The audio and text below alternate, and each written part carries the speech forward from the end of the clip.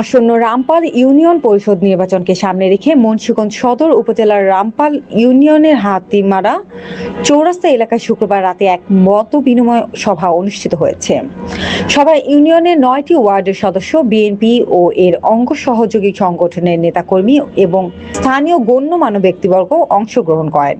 পবিত্র কোরআন তেলাওয়াতের মাধ্যমে অনুষ্ঠানের কার্যক্রম শুরু হয়। সভায় ইউনিয়ন পরিষদের চেয়ারম্যান পদপ্রার্থী মোহাম্মদ হোসেন পুস্তি জনসাধারণের কাছে দোয়া ও সমর্থন কামনা করেন।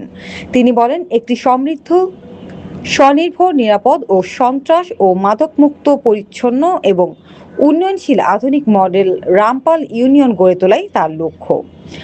তিনি আরো বলেন, নির্বাচিত হলে স্থানীয় অবকাঠামো উন্নয়ন, শিক্ষা ও স্বাস্থ্যসেবার সম্প্রসারণ, সামাজিক ও সাংস্কৃতিক কর্মকাণ্ডের বিকাশ, কৃষক, শ্রমিক ও অসহায় মানুষের সহায়তা, ডিজিটাল সেবার সম্প্রসারণ, নারীর ক্ষমতায়ন এবং চাঁদাবাজি ও মাদক মুক্ত সমাজ প্রতিষ্ঠায় কাজ করবেন।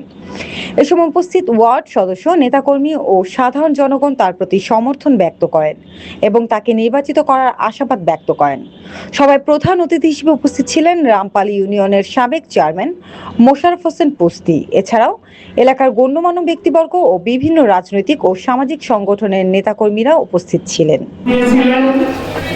এই রামপালবাসী এবং আমাদের আশেপাশে যতগুলো ইউনিয়ন আছে, প্রতিটি ইউনিয়ন থেকে আমি সাড়া পেয়েছি। আপনারা জানেন, আমি নির্বাচিত না হতে পারলেও আমি আপনাদের দোয়া পেয়েছি। সেটা জানেন যে কত ভোট পেয়েছিলাম।